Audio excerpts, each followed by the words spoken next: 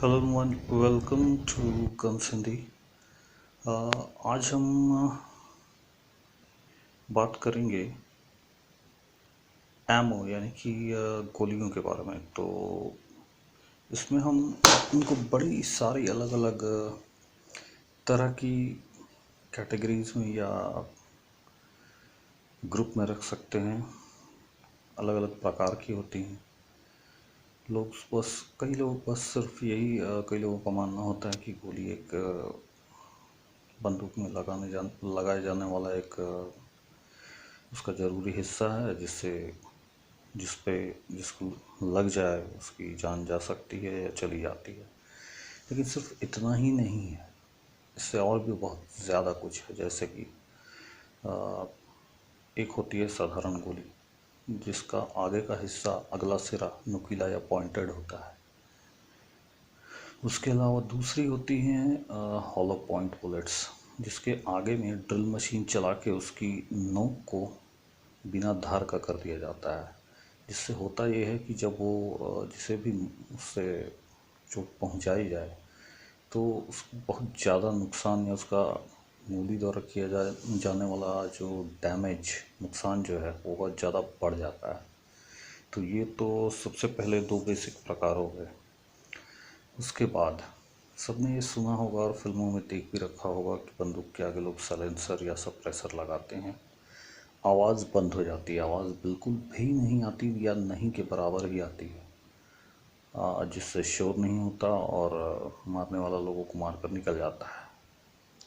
लेकिन अब इसमें यह है कि असलियत में क्या होता है कि सप्रेसर जब आप अपने गन या बंदूक पर चढ़ाते हो तो उसकी आवाज़ को पूरी तरह खामोश नहीं करता है। अगर आप उसमें सामान्य गोलियों का प्रयोग कर रहे हैं तो उसके लिए एक अलग किस्म की गोली भी आती है, जिससे फायर करो तो आवाज़ और ज़्यादा कम होती है साइलेंसर या सप्रेसर लगाने के बाद में।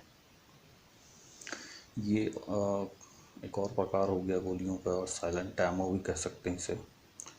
उसके बाद होता है एक एमओ या गोली जो कि दागने के वक्त तो सामान्य गोली है दागने से पहले तक, लेकिन जहाँ पर जाकर लगती है वहाँ जाकर जिसे मारी जाए उसमें घुसती है, ऐसा नहीं है, बल्कि घुसने के बाद वो एक बम या एक्सप्लोजिव या फटने वाले पदार्थ की तरह फट जाती है।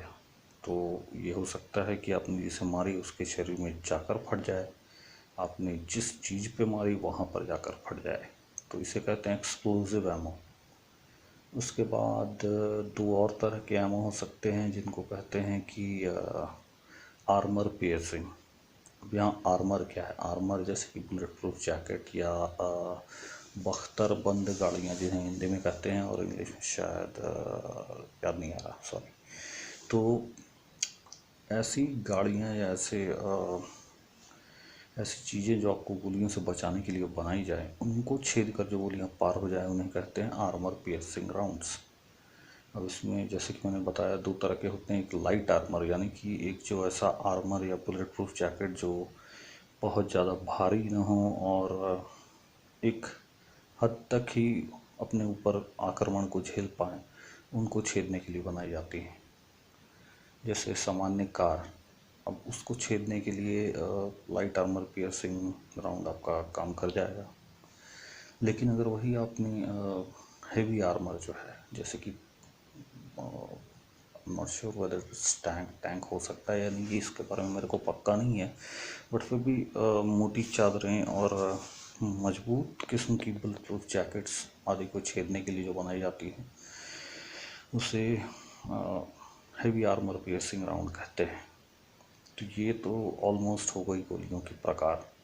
उसके बाद आपने एक और चीज़, शायद मुझे नहीं पता आपने नोटिस की है या नहीं, बट होता है कि गोलियों की साइज़ के बारे में यह है। जैसे गोलियों के साइज़ के बारे में जैसे पिस्तौल और रिवॉल्वर के साइज़ के बारे में जैसे पिस्तौल और रिवॉल्वर के बारे में ऐसा कुछ नहीं है। उसमें सिर्फ कहते हैं 9 mm की बुलेट है, 7 mm की है, 8 mm की है वगैरह। लेकिन जब इससे कुछ भी हम बड़ा हथियार उठाते हैं, जैसे कि कोई सब मशीन गन है, राइफ़ल है या कुछ भी इस तरह का है, शॉटगन को छोड़ के। तो इनमें क्या होता है कि उसकी बुलेट की साइज़ ऐसे बताई जाती है जैसे 5.56, 7.62। तो इसमें ये दो नंबर्स अलग अलग क्यों दिए रहते हैं? तो इसका जवाब ये हो सकता है कि इसकी गोली की मैन्युफैक्चरिंग में है कि गोली का वो हिस्सा, उसके ऊपरी हिस्सा जो होता है बुलेट के ऊपर, जो मतलब उसके दो पार्ट होते हैं। एक तो उसका शेल होता है जिसको फायर करने के बाद जो पार्ट निकल कर खाली खोखा जो निकलता है, उसके अंदर सिर्फ और सिर्फ बारूद भरा होता है।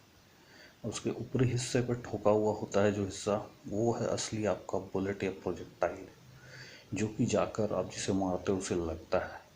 तो पहली जो मेजरमेंट आपकी दी हुई होती है बुलेट साइज़ में, जैसे 7.62, तो मतलब 7 मिलीमीटर की ऊपर लगने वाली गोली है। और जो नीचे का शेल केसिंग है उसका नाप है या मेजरमेंट है 6.2। ठीक है, तो ये तो हो गया इनके मेजरमेंट्स के बारे में। कुल मिलाकर लगभग यही सारी चीज़ें हैं। इसके अलावा एक और तरह की बुलेट्स या को शेल्स कहते हैं बेसिकली, जो शॉटगन में डाली जाती हैं। ये असल में एक खोखा होता है जिसके अंदर बारूद और छर्रे सिर्फ होते हैं, जो कि फायर किए जाने पर एक बड़े एरिया में छितरा कर सामने जो भी हो उसे लग जाते हैं। तो क्योंकि इसमें छोटे छर्रे होते हैं तो ये ज़्यादा दूर तक मार नहीं कर सकते, लेकिन हाँ, इनकी रेंज के अंदर अगर किसी को लगे तो वो बंदा उड़कर गिरता है। यानी कि इतना पंच पैक करते हैं ये कि अपनी रेंज में तबाही फैला देते हैं। एक से ज़्यादा लोगों को भी चोट पहुंचा देते हैं। जैसे कि पैलेट गन आपने देखी होगी J&K में, जो पत्थरबाजों के अगेंस्ट इसीलिए यूज़ की जाती है क्योंकि इनके छर्रे एक साथ भीड़ पर भी अगर फायर किए जाएँ तो 8-10 लोगों को एक बार में घायल कर सकें। तो जैसा कि मैंने अपनी प्रीवियस वीडियोस में भी कहा है कि ये तीर भालों और ढाल तलवार का ज़माना नहीं है। आज की डेट में गन्स अगर आपको कभी भी यूज़ करनी है तो हर तरह की लड़ाई के लिए अलग बंदूकें, अलग गोलियां, अलग तरह की चीज़ों की ज़रूरत पड़ती है। आप कोई भी एक बंदूक से हर तरह की लड़ाई नहीं लड़ सकते, बंदूकों की लड़ाई में खास करके। क्योंकि मान लो आप एक स्नाइपर किस्म के बंदे से आपका पंगा हो गया है, वो अपनी राइफल लेकर तैयार बैठा है और आप एक रिवॉल्वर, एक पिस्टल लेकर उससे लड़ने जाते हो, तो ज़्यादा चांसेस ये है कि अगला बंदा आपको मारने में सफल हो जाएगा।